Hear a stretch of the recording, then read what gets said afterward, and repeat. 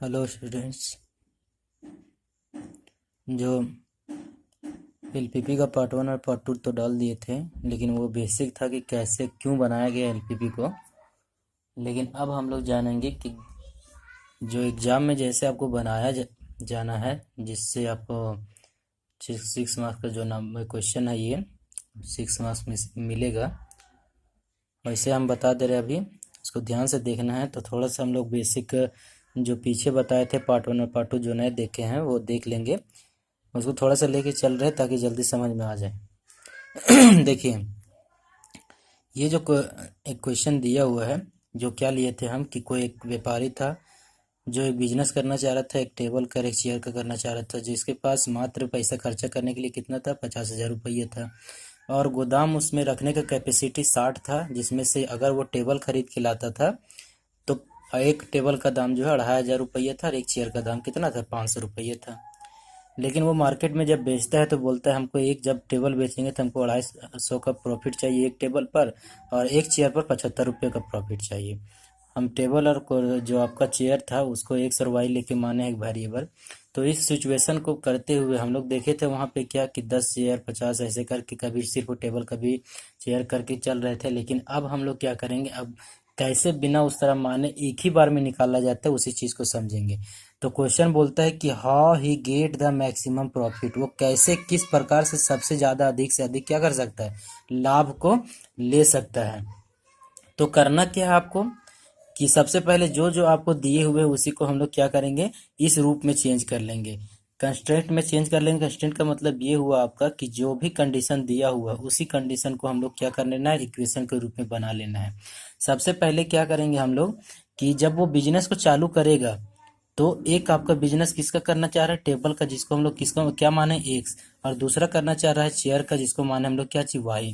तो इसीलिए एक्स जो है आपका टेबल हुआ, वाई आपका चेयर हुआ, तो एक्स जो है greater than is equal to zero, ये इक्वेशन 1 हुआ। और Y greater than is equal to zero, ये इक्वेशन 2 हुआ। ये कौन सा कंट्रैक्ट है, ये non negative contract. Non negative का मतलब ये हुआ कि वो बिजनेस करेगा तो ऐसा नहीं है कि वो नेगेटिव में खरीदेगा, नहीं खरीदेगा, वो कुछ ना कुछ तो लेकर आएगा। तो इसीलिए एक्स और वाई का जो वैल्यू होगा, मान होगा, वो कभी भी नेगेटिव नहीं होगा, इसीलिए लिखा गया है नॉन नेगेटिव। आप ये ग्रेटर देन इक्वल टू का मतलब समझ रहे हैं कि ग्रेटर देन का मतलब हुआ एक्स बराबर, यहाँ दो दो चीज निकल रहे हैं कि X greater than is equal to zero और एक्स इज इक्वल टू एक जीरो। तो X greater than is equal to greater than zero मतलब ये हुआ कि एक्स जो आपका टेबल था वो टेबल खरीदेगा, वो जीरो से ज्यादा रहना चाहिए। जीरो से ज्यादा मतलब 1 2 3 4 इन्फिनिटी तक जाएगा। वैसे ही दूसरा कंडीशन क्या है, X is equal to zero, इसका मतलब वो कुछ नहीं खरीदेगा, या तो खरीदेगा तो जीरो से ज्यादा, नहीं तो जीरो के बराबर, जीरो से कम नहीं रखना। उसी तरह से कंडीशन आपका चलता है वाई वाला भी, चेयर वाला भी, कि चेयर भी जो है आपका वो एक से अधिक खरीदेगा। अब कुछ खरीदबे न करेगा तो ना घाटा में रहेगा ना फायदा में, वही तो। लेकिन उसको फायदा चाहिए ना, तो इसीलिए वो क्या करेगा, वो खरीदेगा ना। इसीलिए हम लोग क्या किए हैं, एक्स जो है वो greater than equal to zero और वाई भी जो है greater than is equal to zero, मतलब खरीदेगा तो जीरो से ज्यादा बढ़ेगा, लेकिन नेगेटिव में कभी नहीं आएगा। वो कैसे नेगेटिव में रह सकता है, उसको प्रॉफिट कमाना है। दूसरा कंडीशन था आपका वो इन्वेस्टमेंट का आता है, कि इन्वेस्टमेंट कंस्ट्रेंट आता है।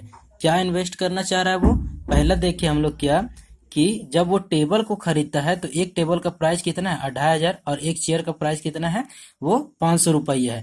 तो जब हम लोग 2,500 में क्या करें, एक जो है आपका वो टेबल वाला था, इसीलिए इसको टेबल से मल्टीप्लाई कर दी कि कितना टेबल आ सकता है, और 500 में वाई से मल्टीप्लाई कर दी, ये चेयर वाला था, इसीलिए ये कितना चेयर आ सकता है। लेकिन ये दोनों मिला के लेस देन इक्वल टू कितना होना चाहिए, 50,000, क्योंकि उसके पास मात्र 85,000 पैसा है।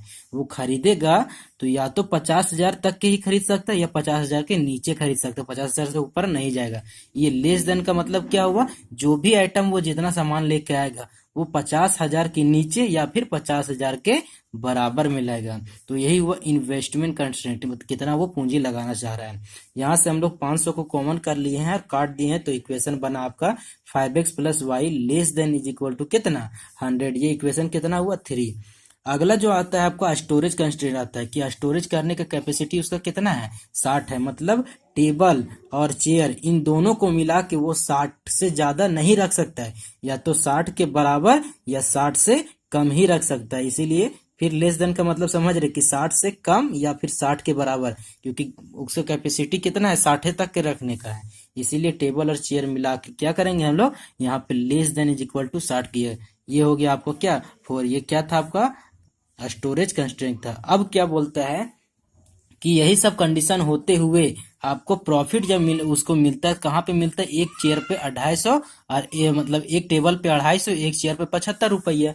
तो जेड जो आपका निकल रहा है, यही जेड आपका क्या कहलाता है, मेन सब्जेक्ट कहलाता है, ऑब्जेक्ट जिस पर कोई भी मिनिमम या मैक्सिमम वैल्यू को निकाला जाता है। तो पहला आपको देखे कि जब वो टेबल को बेचेगा तो एक टेबल में 250 रुपये उसको मिल रहा था। तो 250 गुने एक्स जितना वो बेचेगा प्लस 75 गुने वाई जितना वो, यही ऑब्जेक्ट पे हमको क्या करना है, ऑब्जेक्ट फंक्शन जो है इसी पर हमको क्या करना है, मैक्सिमम और मिनिमम वैल्यू फाइंड करना है। क्योंकि 250 गुने एक्स और 75 गुने वाई, जितना वो टेबल बेचेगा जितना वो चेयर बेचेगा, इन दोनों को गुना करेंगे तो उसको प्रॉफिट मिल जाएगा, कितना प्रॉफिट हो रहा है। तो इसीलिए जो मैक्सिमम जेड जो है सब्जेक्ट टू कंस्ट्रेंट 1 2 3 4 5 जो ये इक्वेशन माने हैं, इसी पे हमको निकालना है। तो हम जान रहे हैं कि मेन जो मेरा मिल रहा है वो कौन मिल रहा है, यही वाला जेड बराबर 250 एक्स प्लस 75 वाई। यही इक्वेशन पर क्या कर सकते हैं हम लोग, इसी ऑब्जेक्ट पर मैक्सिमम भी वैल्यू फाइंड कर सकते हैं और मिनिमम भी वैल्यू फाइंड कर सकते हैं। अब आपको यहाँ से क्या करना है, समझना। यहाँ से क्वेश्चन चालू होता है आपका, जो एनसीईआरटी में दिया हुआ क्वेश्चन है वो, मतलब एग्जाम में जो क्वेश्चन आएगा वो यहीं से स्टार्ट होगा। क्या होगा कि आपका दिया हुआ रहेगा यहाँ पे जेड बराबर, ये वाला ऑब्जेक्ट देख देगा, ये वाला इक्वेशन जिसमें से सभी जो कंट्रेंट्स हम लोग जो माने थे अभी, कंट्रेंट्स को माने हैं, वो सब 1 2 3 4 वो सब आपको यहाँ पे बना के इस रूप में दे देगा। लेकिन जब अभी हम आपको बता दे रहे हैं कि बुक में दोनों एक्सरसाइज है, एक्सरसाइज 1 में जब देखिएगा आप तो इस रूप में दे दिया है, इसी रूप में आपको क्वेश्चन पूछेगा। लेकिन जैसे एक्सरसाइज 2 में जाइएगा वो आपको पूरा शब्द के रूप में देगा, और शब्द से हमको क्या करना पड़ेगा, पहले इस टेबल में चेंज करना पड़ता है, फिर टेबल से हम लोग अपने से ही कंटेंट को बनाते, तब आगे क्वेश्चन का हल करते, जैसे अभी दिखा रहे हैं हम।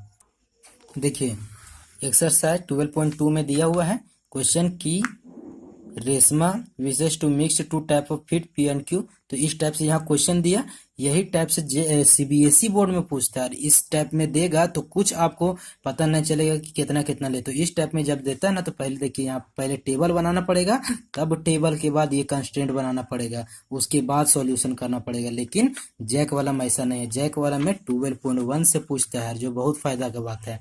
ये बना दिया, देखिए डायरेक्ट बोला क्वेश्चन नंबर 2 की मिनिमाइज फाइंड कीजिए जेड बराबर इतना, सब्जेक्ट टू कंस्ट्रेंट दे दिया है, इक्वेशन 1 भी दिया, इक्वेशन 2 भी दिया, एक्स वाई भी दे दिया।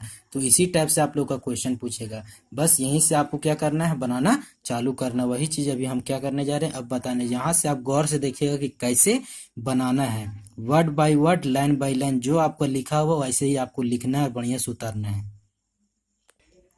तो देखिए यहाँ से क्वेश्चन आपका चालू है, ये आपको क्वेश्चन देगा यहाँ से लेकर के यहाँ तक के आपका ये पूरा क्वेश्चन है, ये वाला, जिसमें से मेन जो ऑब्जेक्ट देगा आपका जेड बराबर इतना दे देगा, जिसमें बोलेगा मैक्सिमम या मिनिमम वैल्यू फाइंड करने के लिए। तो हमको क्या करना, मैक्सिमम वैल्यू फाइंड करना है।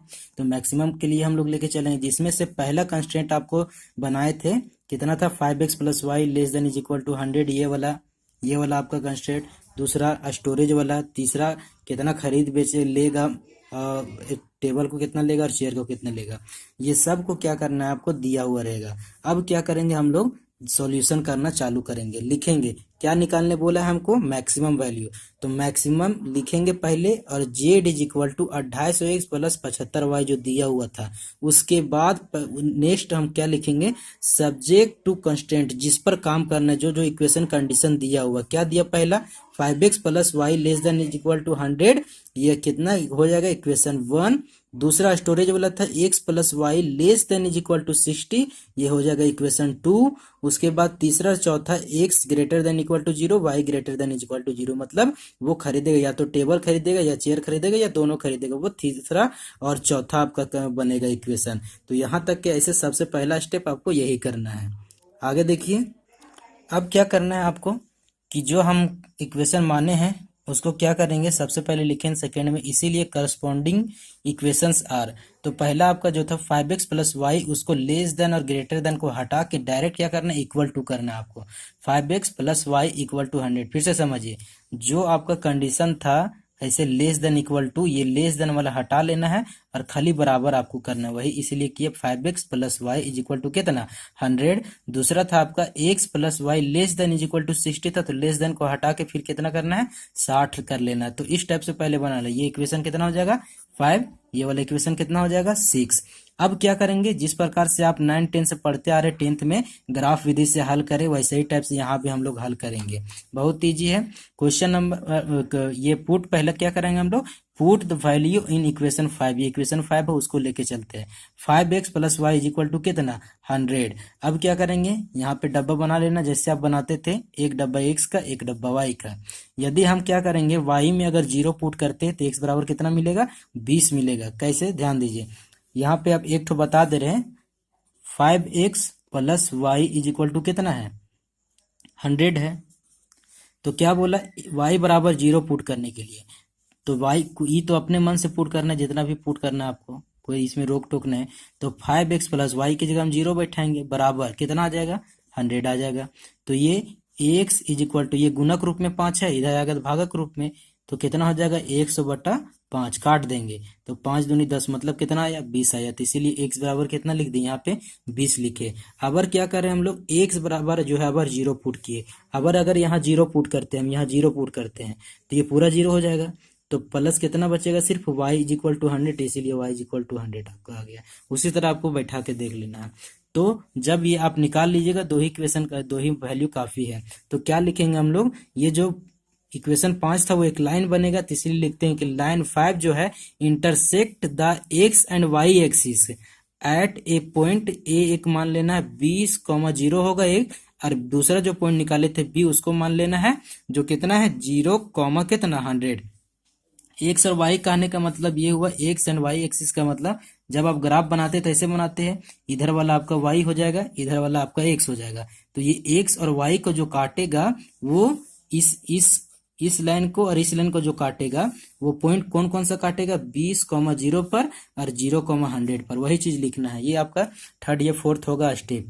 अब क्या करेंगे, जैसे ही पांचवा हम लोग पुट कर दिए हैं, अब हम लोग चलेंगे छठा लेके। तो छठा इक्वेशन कितना है, x plus Y is equal to कितना 60, ये इक्वेशन 6 हुआ था, उसको लेके चलेंगे। तो x plus Y is equal to 60, फिर डब्बा बना लेंगे हम लोग। अब क्या करेंगे, y बराबर यहाँ 0 पुट कर दिए, तो x बराबर कितना हुआ, कितना आ गया 60। उसी तरह अब क्या करेंगे, अब x बराबर 0 पुट करेंगे, ये वाला 0 हो जाएगा पूरा, तो y बराबर कितना बचेगा 60, इसीलिए यहाँ पे 60 आ गया। अब लिखेंगे यहाँ पे उसी तरह जिस तरह यहाँ लिखे हैं कि line 6 intersect the x and y axis at A point, यहाँ पे a माने यहाँ b मान लिए, दो ठोसी का है। अब c कर देते एक को, तो c कितना 60,0, d कितना 0,60, इतना में क्या करेगा, काटेगा, इंटरसेक्ट करेगा, विभाजित करेगा। अब क्या करना है हमको, अब ड्रॉ कर लेना है, जो आप मान निकालने हैं उसको हम क्या करेंगे ग्राफ में बना लेंगे। तो देन करेंगे ड्रॉ द ग्राफ। सबसे पहले आप देखिए सबसे हाईएस्ट कितना है 100 का है, तो 100 में हम क्या करते हैं 20-20 का डिफरेंस ले लेते हैं। तो दोनों तरफ देखिए यहाँ पे प्लॉटिंग कर दिए सबसे पहले। तो पहला इक्वेशन हम लोग लेके चलते हैं ये वाला का, लाइन 5 वाला का। तो कितना बोला है, ए का जो वैल्यू होना चाहिए वो एक्स में कितना 20 और वाई में कितना 0। तो ये वाला आपका वाई एक्सिस, ये वाला आपका एक्स एक्सिस। तो एक्स में देखिए यहाँ पे 20 और वाई में 0, एक्स में आपका यहाँ पे ध्यान दीजिए, एक्स में 20 और वाई में 0, तो 0 0 तो यहाँ पे है, तो एक्स में 20 चल गया, वाई में 0, तो पहला ए पॉइंट ये मिला। बी वाला बोला था कितना 0 और 100 होना चाहिए, बी वाला जो है आपका 0 100 होना चाहिए। तो ये आपका क्या हुआ, एक्स बराबर 0 और वाई बराबर कितना 100। तो एक्स बराबर तो 0 यहीं पे खत्म हो गया, वाई में किधर कितना तक जाना है 100 तक, तो 100 तक आ गए। ये बी आप तो 10th में देखे थे कैसे ग्राफ को बनाना था। तो ये आपका पहला लाइन हुआ, ये कौन सा लाइन हुआ आपका 5 वाला हुआ। छठा वाला लाइन में क्या बोला, सी जो है वो 60,0, एक्स बराबर 60 है और वाई बराबर कितना है, एक्स बराबर 60 वाई बराबर 0। तो यहाँ से चलेंगे हम लोग एक्स बराबर 60 और वाई 0, तो ये हो गया डी वाला पोजीशन। अब हम लोग चलेंगे सी में। तो सी वाला बोला था कितना निकाले थे हम लोग 0,60, तो यहाँ पे आ जाएंगे x बराबर जो है आपका 0 और y बराबर कितना 60, तो ये 60 हो गया। ये इक्वेशन हो गया। अब ये दोनों को मिला देना है। ये आपका कौन सा इक्वेशन हुआ, इक्वेशन 6 हुआ, इक्वेशन 6 हुआ। अब हम क्या करेंगे कि ध्यान यहाँ ये देना है कि जब दोनों लाइन को ड्रॉ किए तो ये दोनों लाइन आपस में क्या करता है, इस पॉइंट पर क्या कर रहा है, इंटरसेक्ट कर रहा है, आपस में प्रतिच्छेद कर दे रहा है। तो ये प्रतिच्छेद बिंदु हमको निकालना पड़ेगा, इंटरसेक्टिंग पॉइंट निकालना पड़ेगा कि कितना आएगा। ये तो हम ग्राफ से भी समझ में आ रहा है, जैसे तैसे बन गया, वो पूरा ग्राफ में बनाइएगा तब समझ में आएगा, हाँ 10 और 50 में कर रहा है। लेकिन हम उसको निकालेंगे, कैसे निकालेंगे ध्यान दीजिए। यहाँ पे क्या करेंगे, नेक्स्ट में अब की लिखेंगे यहाँ पे find the point of intersection, या फिर इसी को हम लोग बोलते हैं कोऑर्डिनेट ऑफ ई माने थे इसीलिए। तो वी हैव सॉल्व, क्या करेंगे निकालने के लिए कि वी सॉल्व इक्वेशन 5 एंड 6, जो 5 और 6 था उसको सॉल्व करेंगे। 5 कितना था, 5x plus Y is equal to 100, और 6 कितना था, x plus Y is equal to 60। आप देख रहे थे वाई वाई मिल रहा है, इसलिए कि इसमें कुछ गुना भागा करना नहीं, विलोपन विधि आप लोग पढ़े थे, वही उसी को देखेंगे।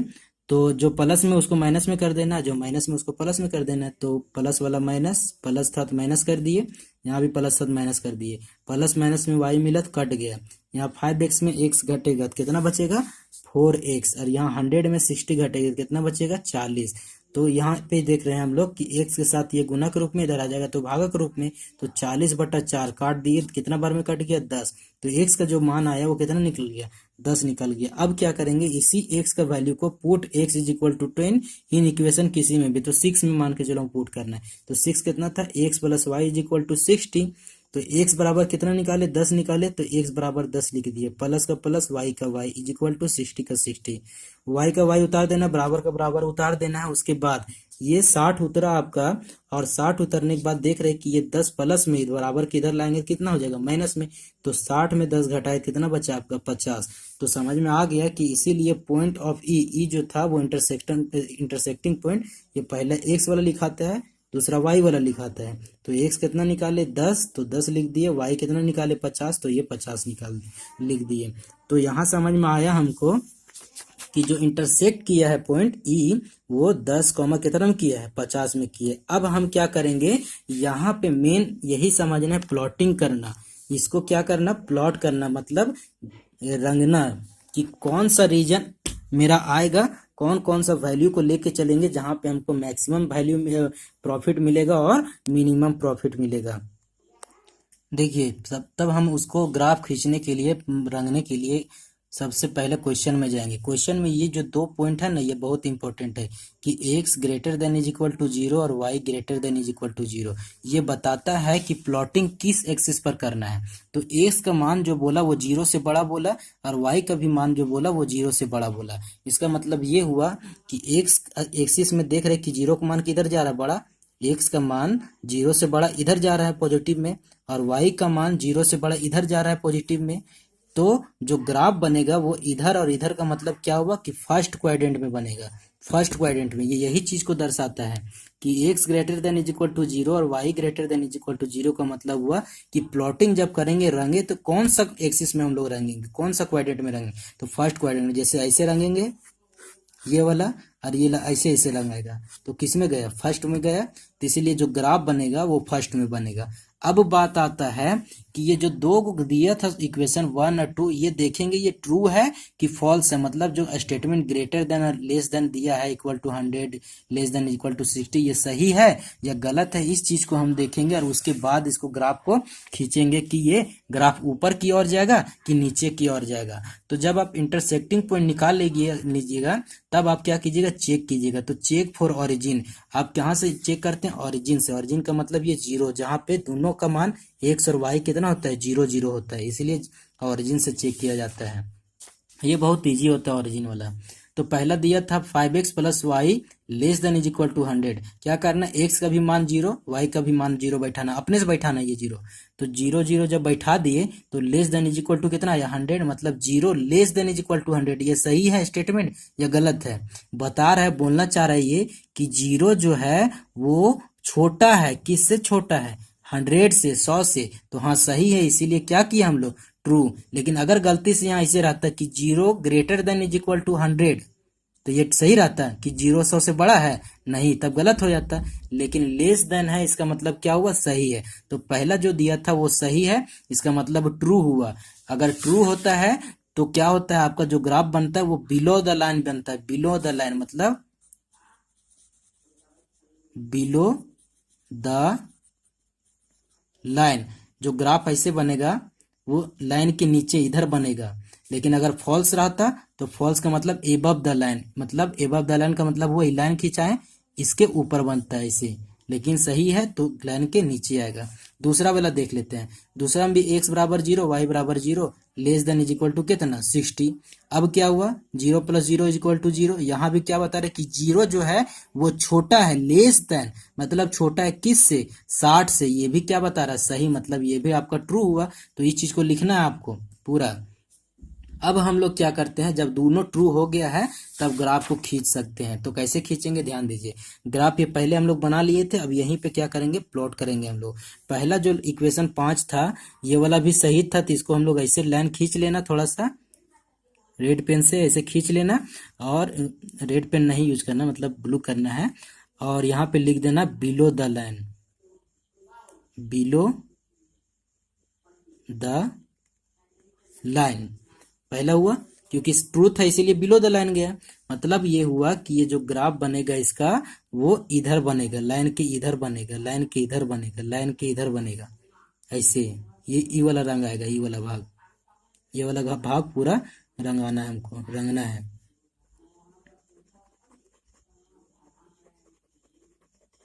रंग दिए, क्योंकि ये लाइन यहीं तक है, इधर नहीं जाना है, इस साइड में यहीं तक जाना है। रंग दिए, क्योंकि इधर रंगना हमको, फिर से बता रहे बिलो द लाइन था, ट्रू है तो बिलो द लाइन, नीचे एक्स एक्सिस के 0 की तरफ आना है। रंग दिए ये, तो आपको ये वाला भाग मिला पहला लाइन से। दूसरा भी बोला था क्या, ये वाला भी लाइन क्या बोला, ट्रू है आपका। ये वाला सेकेंड वाला भी ट्रू निकाले थे, देखिए यहाँ पे सेकेंड वाला भी क्या आपका ट्रू है, ये भी क्या होगा, बिलो द लाइन होगा आपका। सेकेंड वाला भी क्या होगा, below the line, below the line. तो सेकेंड वाला भी क्या करेंगे, नीचे ग्राफ खींचेगी, इसका भी नीचे ही आएगा, इसका भी नीचे ही आएगा, नीचे बनेगा ग्राफ। अगर फॉल्स रहता तो एबव हो जाता, एबव द लाइन मतलब ऊपर वैसे वैसे रंगते, उधर रंगते, ई लाइन के उधर रंगाता। लेकिन ये ट्रू है इसीलिए बिलो मतलब नीचे रंगा, इसको रंगना है फिर से ऐसे,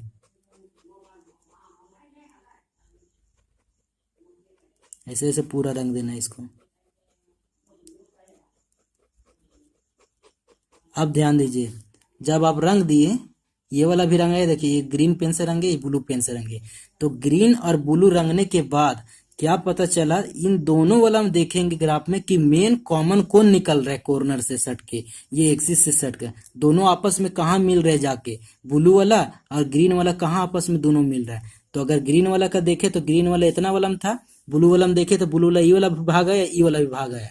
तो दोनों कहाँ मिल गया, ई वाला प्लॉट में मिल गया। देखिए ये जगह क्या हो गया, ई जगह में ई वाला जो पूरा एरिया है इसको छोड़ के, इसको छोड़ के ई वाला जो एरिया है ये क्या हो गया, दोनों आने वाला चांस है। यहाँ पर ही क्या होगा, हमको मैक्सिमम वैल्यू और मिनिमम वैल्यू मिलेगा। क्योंकि एक पॉइंट आपको यहाँ पे मिला, एक पॉइंट आपको यहाँ पे मिला, एक पॉइंट आपको यहाँ पे मिला और एक पॉइंट यहाँ मिला।